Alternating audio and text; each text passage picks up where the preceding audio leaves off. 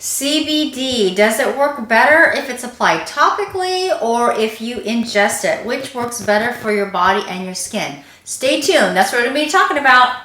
So when we did our video 2020 Top Beauty Trends, CBD and skincare was a very popular one, and based on viewer feedback, we're going to do another one. We're doing a series. So we need to understand, in order to start to cover this topic both topically and how it works when we ingest it, how the CBD affects our endocannabinoid system. So the ECS, otherwise known as the endocannabinoid system, helps regulate and keeps our body functioning at a normal level, keeping everything at a homeostasis. And that includes everything from our mood stability, our appetite control, how we metabolize our food, our body temperature, even fertility. It controls our pre and postnatal, almost everything in our body. So it's just going to get a tad bit scientific here, but basically the endocannabinoid system is made up of these lipid-based endogenous lipid-based neurotransmitters that attach to these cannabinoid receptors called CBRs. Now follow me here. These the camera's here.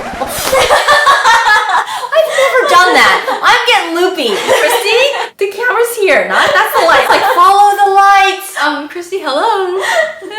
Now these are retrograde transmitters, so just follow me here. So normally what happens is when a message is being sent, it's sent out from the nucleus of the cell and it goes out. But retrograde basically means that the messages are going into the nucleus of the cell.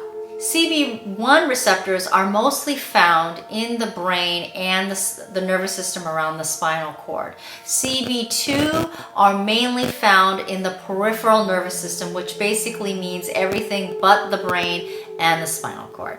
So these phytocannabinoids, or plant-based cannabinoids, both react with both types of these receptors, both cannabinoid receptors and non-cannabinoid receptors. So CBD actually can have an indirect and direct effect on these receptors. So for example, if it is done, it also has an effect with dopamine receptors as well as with the CB2 receptors. And if it is, that is actually only effect when it is done through enzyme interaction.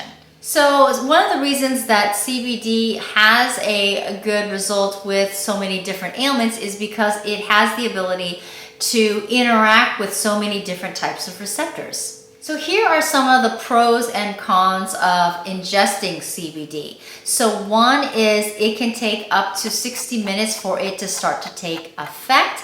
However, the pro of that is that it can last up to 6 hours after ingestion. Another possible con is it may be difficult to measure how much you actually need, because by the time you ingest it and then your liver breaks it down, every step that it's broken down, the level of potency can decrease, and how different people interact with the CBD obviously is going to be different as well. Another option would be sublingual CBD, and basically what this is it comes in the form of liquids or dissolvable strips or gels, and you can put them underneath your tongue. And so what happens is it gets absorbed by the mucous membranes, so it's a lot faster, and it can be processed within 20 to 30 minutes that you would start feeling the effects. Usually it would be for pain. So for those of you who are needing a much quicker result for pain relief, then this may be another option for you, because this bypasses the whole digestion process altogether and goes right into the bloodstream, being absorbed by the mucous membrane. These mainly can come from vegetable-based glycerin, oil, or a medium-chain triglyceride such as coconut oil, as well as alcohol. So this can be used for mood stabilizer, reducing inflammation, and pain management. So now we're going to be moving on to CBD topically. So I do have to preface this with studies are constantly being done and results are being shown when treating acne, inflammation in regards to skin, including eczema and psoriasis. So if you scroll past the part where I started explaining between the CB1 receptors and CB2 receptors, you may want to go back just to hear the explanation. So the skin is actually covered with CB2 receptors. So this is how CBD can actually work indirectly with the receptors. It doesn't have to be affected systemically in order to affect one area. So you can actually take the CBD product and put it on that specific area of eczema or psoriasis or some afflicted area.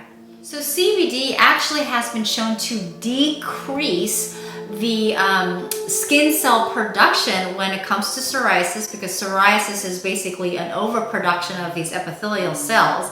But on the opposite end of it, it actually decreases lipid production in the sebocytes, and those are basically cells that produce the lipids that basically leads to or can lead to more acne. So it has like opposite beneficial effects, both for psoriasis on one hand and then all the way on the other hand for acne. So CBD is lipophilic, meaning oil loving. So I've referred to the term hydrophilic, which means water loving, for hyaluronic acid. CBD is actually lipophilic. It actually loves oil. So it actually works well with oil-based skincare and hair care. So cosmetic skincare ingredients typically have anywhere between 50 milligrams to 250 milligrams of CBD in the product. Clinical skincare products can have up to several hundred milligrams of CBD to several thousand milligrams of CBD. Now there are waterable soluble forms of CBD, but like vitamin C, as you start to add oil, the potency of the product will start to be diluted. So stay tuned for next week when we talk about the different types of CBD in different products and what to look for. Because remember, makeup is an art and skincare is a science. Thanks for watching.